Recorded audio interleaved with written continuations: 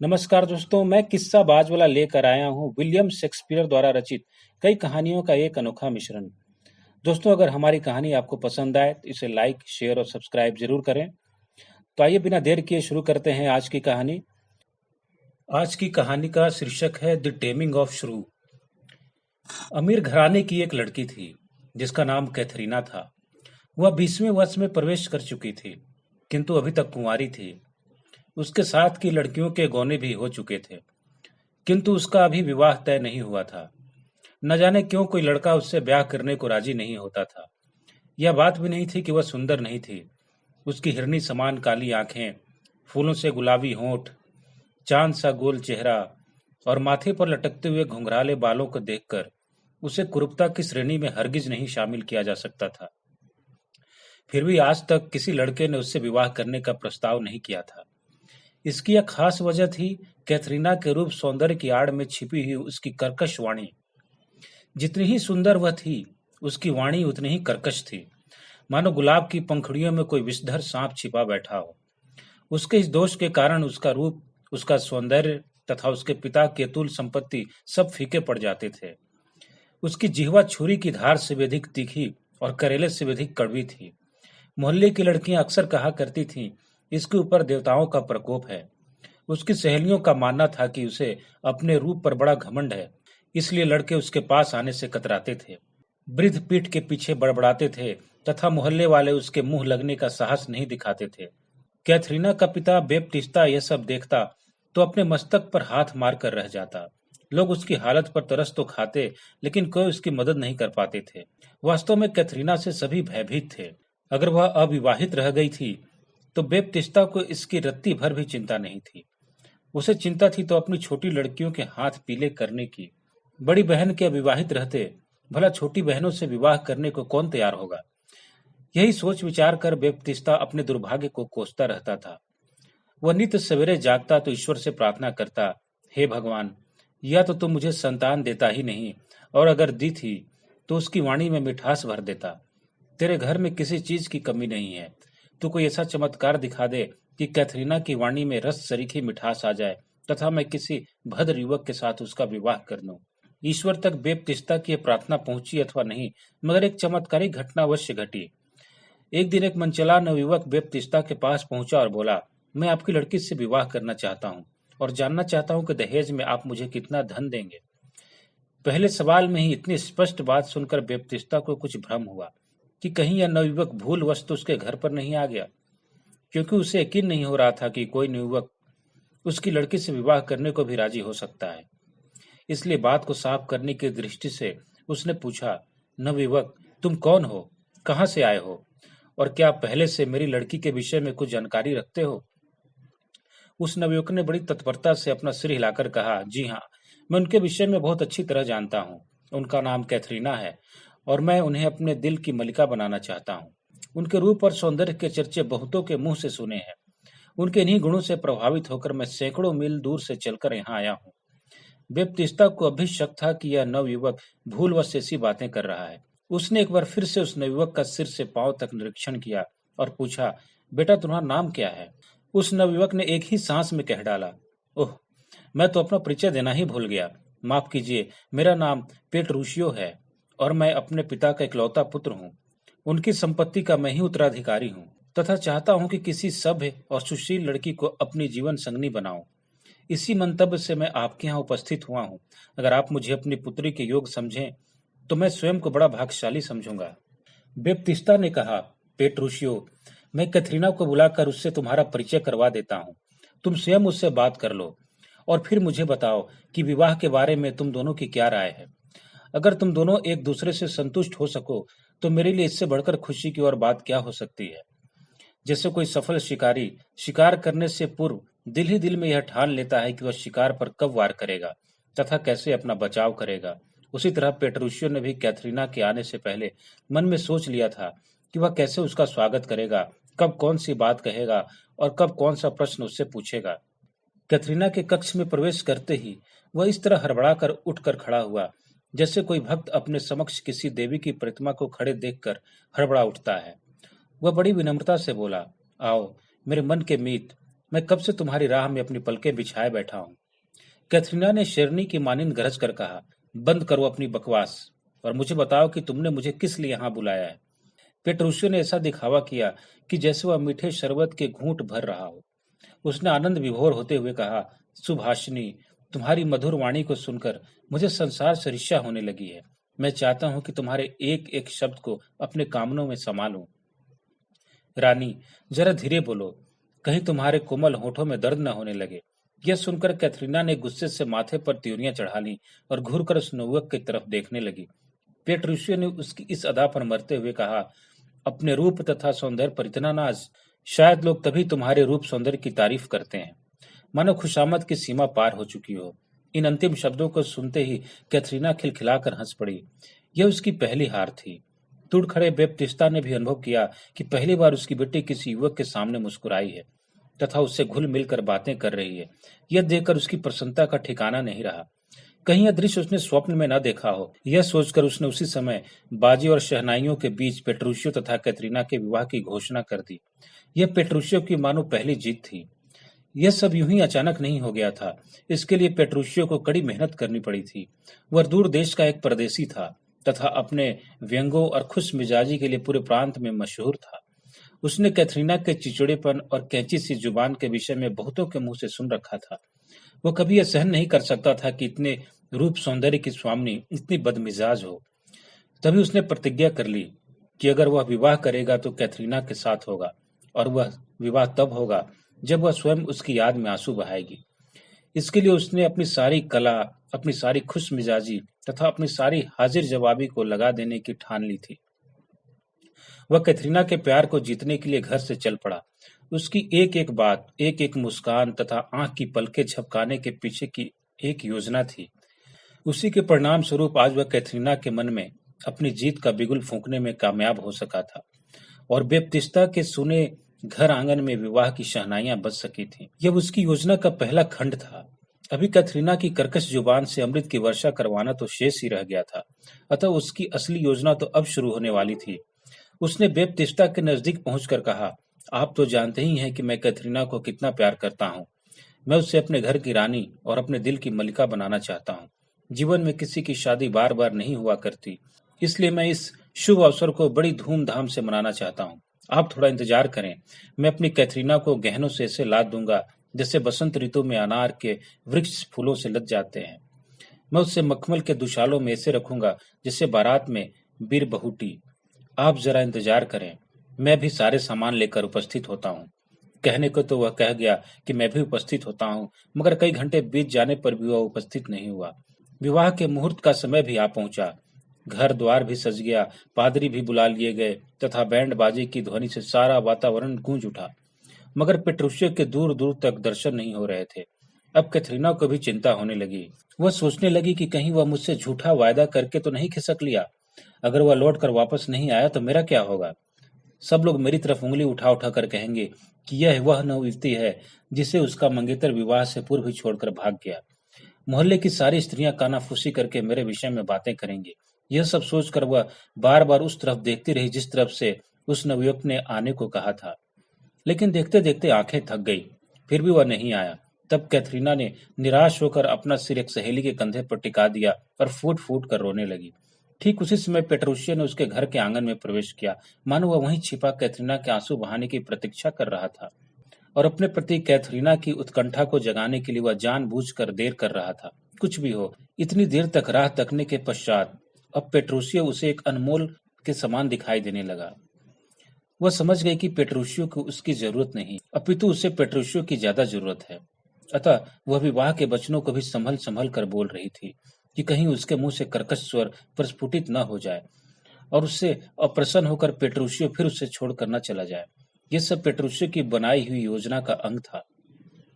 इसका कैथरीना की चाल ढाल तथा बोल चाल पर क्या असर पड़ता है, इसे वह उसी होशियारी के साथ देख रहा था जैसे बिल्ली चूहे की एक एक हरकत को नोट करती है तथा उसी के अनुरूप अपना दांव लगाती है।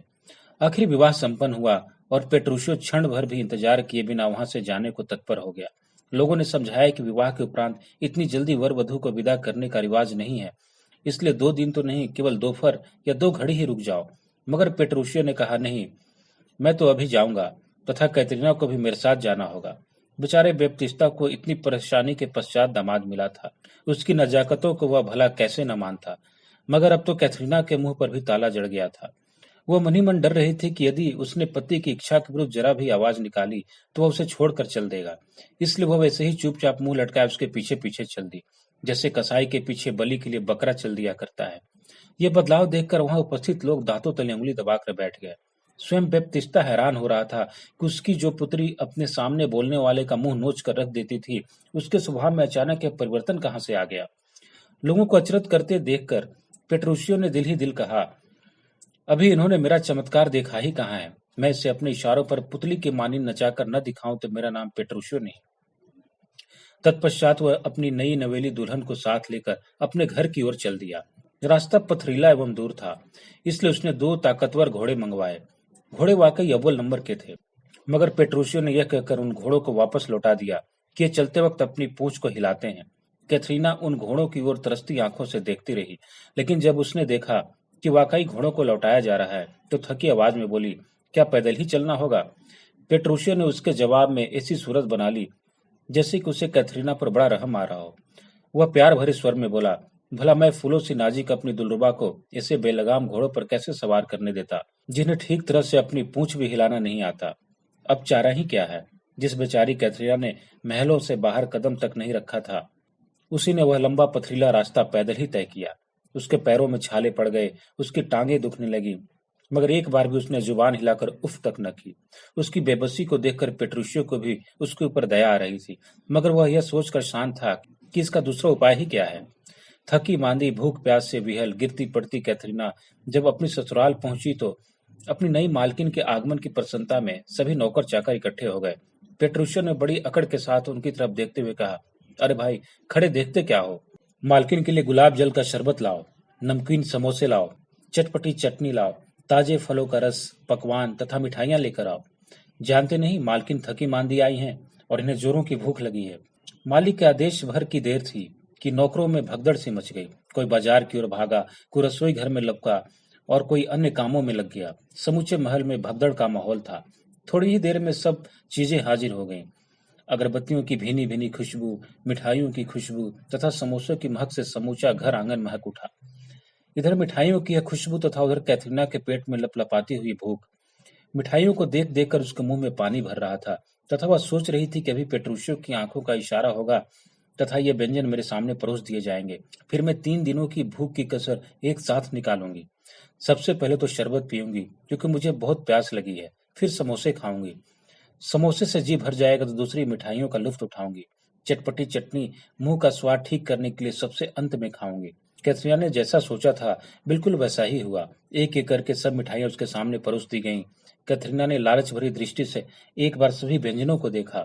सब तरफ से घूमकर उसकी निगाह बर्फ से भी उजले शहद के मीठे केकों पर जाकर रुक गई। वह उन्हीं की तरफ टकटकी लगाए देख रही थी और शायद केक का एक टुकड़ा उठाकर खाने के लिए मुंह खोल ही रही थी कि उसे थाल के गिरने की झन से आवाज सुनाई दी। उसने चौंक कर देखा तो शरबत का मर्तमान फर्श पर लुढ़का पड़ा था तथा पेट्रुशियो आंखें लाल करके एक नौकर से कह रहा था, इससे तो अच्छा है कि गड्ढे का जल लाकर गिलास में भर दो। कैथरीना के देखते देखते एक नौकर शरबत का वह मर्तबान उठाकर ले गया। वह बेचारी सूखे होठों पर जीभ फेर कर रह गई, मगर कुछ बोल नहीं सकी। केक पेस्ट्री की चाशनी पतली है। केक पेस्ट्री में चांदी के वर्क नहीं लगाए गए। मिठाई के टुकड़े एक से नहीं काटे गए। चटनी का रंग बिल्कुल हरा क्यों नहीं। पकवान कच्चे रह गए हैं। बाद में सभी व्यंजनों में कुछ न कुछ कमी निकालकर कैथरीना के देखते देखते प्लेटें कुत्तों के समक्ष फिकवा दी गई। उनकी महक ने कैथरीना की भूख को और भी भड़का दिया था। उसका वश चलता तो कुत्तों के मुंह से छीनकर उन व्यंजनों को खा जाती, मिट्टी से सने केकों को उठाकर चबा जाती, लेकिन शर्म के मारे बेचारी चुप्पी लगा गई। रात्रि को जब सोने का वक्त हुआ तो पेट्रुशियो ने यह कहकर चादर फिकवा दी कि इसमें नील कम मात्रा में लगा है और चारपाई यह कहकर हटवा दी कि यह चूं चूं करती है। बेचारी कैथरीना ने सारी रात जमीन पर बैठकर ऊँघते हुए बिताई। उसे न तो खाने को मिला, न पीने को और न ही सोने को। इसके विपरीत पेट्रुशियो का एहसान और लद गया। वो हर बात में दोष निकालकर अपने नौकरों को डांटता कि क्या फूलों सी नाजुक तुम्हारी मालकिन ऐसा घटिया व्यंजन खा सकती है? उसके पेट में पीड़ा होने लगेगी, उसका गला खराब हो जाएगा, ले जाओ। ले जाओ इनको और शाही व्यंजन तैयार करके लाओ। नौकर बढ़िया से बढ़िया व्यंजन बनाकर लाते, लेकिन पेट्रुशियो को कोई भी चीज कैथरीना के लायक नहीं दिख पड़ती। इसी प्रकार करते करते 3 दिन व्यतीत हो गए। कैथरीना मन ही मन सोचती कि मेरे पिता के घर में इतनी जूठन बसती थी कि भिखारियों की झोलियां भर जाती थीं, मगर यहाँ एक घूंट पानी, एक ग्रास के लिए भी मुझे तरसना पड़ रहा है। भूख और प्यास से पीड़ित रहकर कैथरीना की अकड़ बहुत कुछ ढीली हो गई। चौथे दिन पेट्रुशिया ने उसे अपने नौकरों को एकांत में बुलाकर समझाया, आज जो तुम दाल बनाओ उसमें नमक बिल्कुल नहीं डालना। आज जो भी सब्जी पकाओ उसे जानबूझकर कच्ची छोड़ देना। आज जो भी रोटियां बनाओ उन्हें जानबूझकर जलाकर सेंकना। चौथे दिन जब भोजन परोसा गया तब पेट्रुशियो नौकरों की तारीफ करते हुए नहीं अघाया। वह जिस वस्तु को हाथ लगाता उसी की तारीफों के पुल बांधने शुरू कर देता। वाह वाह, कितना स्वादिष्ट साग बना है, जी चाहता है कि उंगलियां भी चाट कर खाऊं। दाल में नमक मिर्च इतना बेहतरीन है कि छोड़ने का मन ही नहीं कर रहा है। चपातियां तो जैसे आग पर पकाई हुई दिखती ही नहीं, मानो चांद की चांदनी में पकाई गई हो तथा तारों के अंगारों पर सेंकी गई हो। सीखने का कोई चिन्ह तक मौजूद नहीं है। यह कहकर वह एक एक चीज बड़े आदर भाव से कैथरीना के समक्ष रख जाता और ऐसी बातें करता जाता कि मानो ऐसी सौगात उसने संसार में आज तक नहीं देखी। नाज नखरे दिखाने वाली कैथरीना के लिए आज ये चीजें किसी सौगात से कम नहीं थी। जब पेट्रुशियो ने साग तथा भाजी का वह थाल उसकी ओर बढ़ाया तो कैथरीना ने उससे भगवान का प्रसाद समझकर ले लिया। यद्यपि वह जानती थी कि रोटियां जली हुई हैं, वह भी जानती थी कि सब्जी भी कच्ची है, फिर भी उसने सौभाग्य समझकर उन्हें ले लिया, क्योंकि वह किसी भी वस्तु में तनिक भी कमी निकालती तो पेट्रुशियो इस खाने को कुत्तों के समक्ष डलवा देता। जो कैथरीना अपने पिता के घर पर अच्छी अच्छी चीजों में भी दोष निकालकर हजारों नखरे दिखाती थी, वही अब 100 दोषों से परिपूर्ण व्यंजनों को सौगात समझकर शौक से खा रही थी।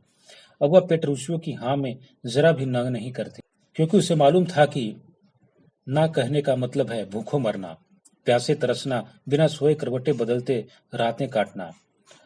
अब तो वह उसके संकेतों पर नाचने वाली पुतली मात्र बनकर रह गई थी। एक दिन कैथरीना के घर से निमंत्रण आया। उसकी छोटी बहनों का विवाह था।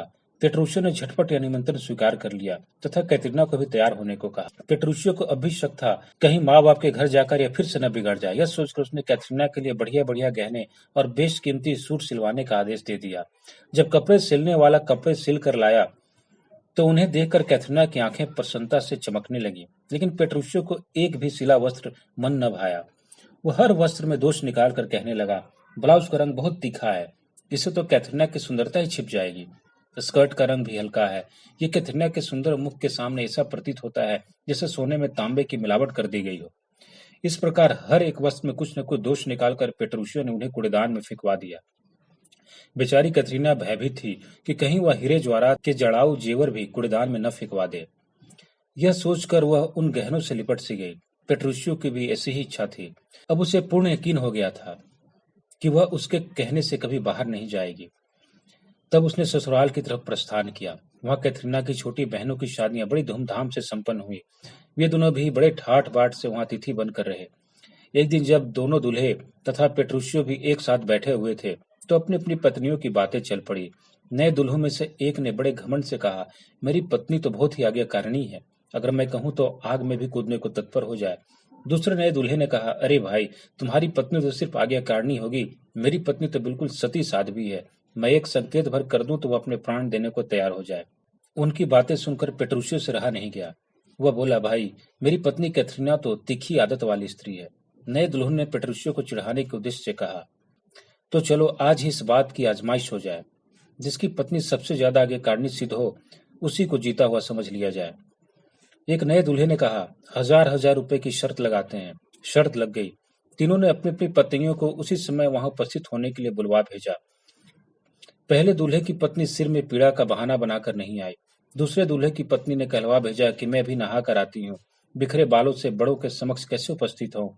लेकिन जब पेट्रुशियो का संदेश कैथरीना को मिला तो वह नंगे पैर ही दौड़ी चली आई। भला अभी न आती तो पेट्रुशियो की सारी मेहनत ही निष्फल हो जाती। इस तरह पेट्रुशियो 1000 रुपए की शर्त जीत गया। कैथरीना के स्वभाव में जमीन आसमान का यह फर्क देखकर उसके मायके वाले भी हैरान परेशान होकर रह गए थे। धन्यवाद।